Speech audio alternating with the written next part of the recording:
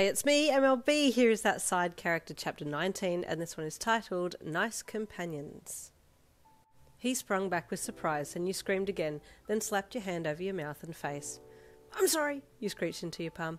I didn't think that, what? No, Are you in pain? He asked. Should I take you home? No, I'm in love. I'm fine, you blabbered. Are you sure? He asked, tilting his head at you. Yep, 100% actually. I'm going to go now, okay? I'll see you later. And with that, you jumped up and then jumped off to the door and kept going. Kenma watched with confusion, then quickly looked at the bench, floor, and bag before back to the door and started running. Kenma! Kuro called after him. My PSP! He cried, dashing out the door. You were halfway across the oval when he finally caught up to you. Why are you chasing me? Go back, I'm fine, you said, trying to shoo him away. My PSP. You still have my PSP, he panted. Huh? Oh. You looked down at it in your hand. Oh, here. He took it from you and held it close to his chest and then turned to go back to the gym. Hey, you called. Why do you always look at me? You then asked, still trying to figure out your feelings. When? He asked, looking back at you. When you're playing volleyball? You said. Oh, I'm looking at my PSP in your hands to make sure it's okay, he replied. Oh, so you're not looking at me? You asked. He shook his head. No, why would I be looking at you? He asked. Your heart sank a little. Had you been thinking that maybe he liked you a little too? Oh, no reason, he replied, before turning to the fence.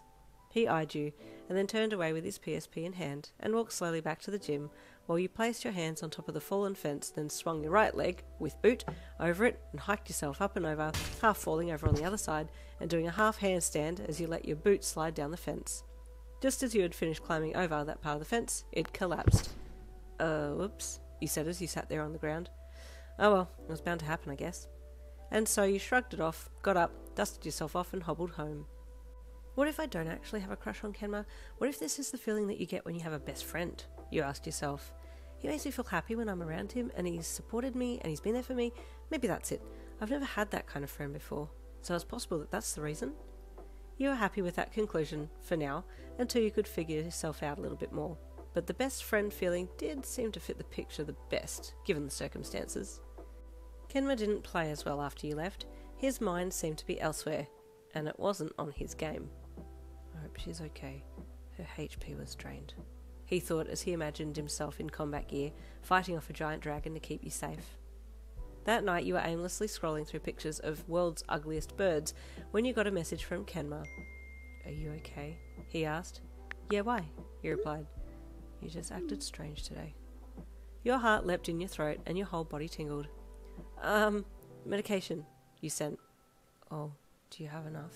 Do you need me to get more for you? He asked. That aside, I'm surprised you'd actually leave your room to get medicine for me, you sent back. Health potions are important, he replied, and you smiled at your phone. He's just a lovable idiot, you thought. Just then you got another message, but this time it was from Lolita, the front desk lady at the animal shelter. Hey honey bun, are you okay you didn't show up for work yesterday? She sent. Back onto that roller coaster your heart got and shot to dizzying heights before plummeting into your shoes. Oh no, you screamed internally. I completely forgot about work. So much happened. You switched from messaging Kenma to messaging Lolita and quickly texted her back. I'm so sorry, you said honestly. So much happened in the last day or so and I hurt my leg and can I come in tomorrow? Your heart stayed chillin' in your shoes as you waited for a reply from her, not even sending another message to Kenma while you sweated it out. She replied back quickly, and you braced for the explosion about being immature and shirking your duties and other things like how you were an embarrassment, but instead of any of that, she replied with a line of hearts and then another message. Honey bear, don't you worry. I hope you're okay. Just rest and I'll cover your duties. Kenma the cat missed you yesterday, and he's hoping your leg feels better soon. You teared up as you read it. I think my world is slowly changing.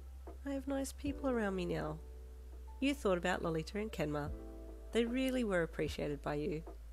What can I do to thank them? You thought, dropping your phone to your lap and looking up at the ceiling to drain the tears from your eyes. I know. I'll buy Lolita flowers and Kenma... You frowned and stared back down at your phone. What do I get Kenma? The next day you were on a mission to get gifts for the people you appreciated the most.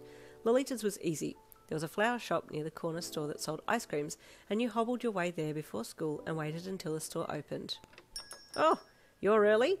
the lady said with a smile as she unlocked the door and flicked the sign from closed to open.